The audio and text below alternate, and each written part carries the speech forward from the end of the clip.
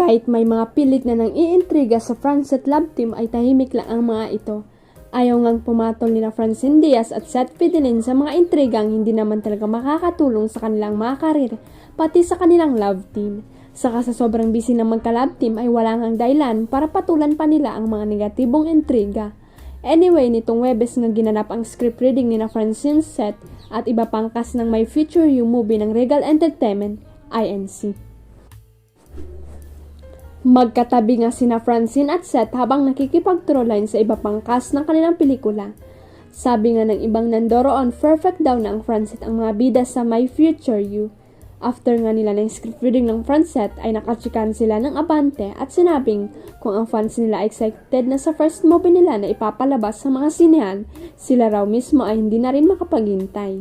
Sobrang happy nga raw ni na Francine at Seth na ang pelikula ng Regal Entertainment INC ang first movie nila. Sobra po naming pinaghahandaan ang first shooting day namin sa May chika ni Francine.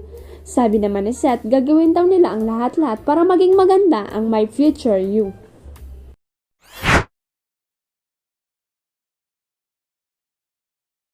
Naloka ang kapamilya aktres na si Kay Abad nang parehong nag-deny sina Paulo Contis at Patrick Garcia na niligawan siya ng mga ito noon.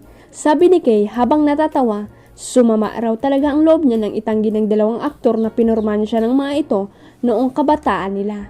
Ang sasama nga ng mga ugali, diba? Sabi ko talagang pinapanood ko, dinanay niyo akong dalawa. Di talaga kayo proud sa akin, no? Ang chika ni Kay sa panayam ng Fast Talk with Boy Abonda nung nakaraang hapon.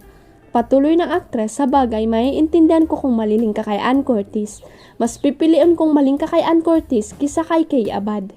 Inamin naman ni Kay na totoong may crush siya noon kay Patrick at niligawan din siya nito.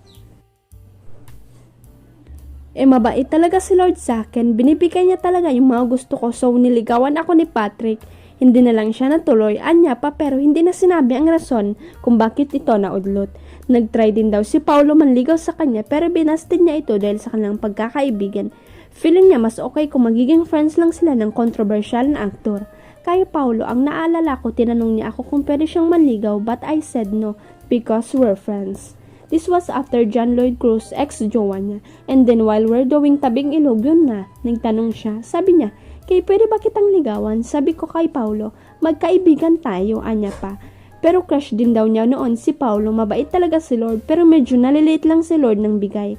Crush ko siya during ang TV. Huwag kalimutang i-click ang subscribe button at i-ring ang notification bell para sa latest at legit chika updates.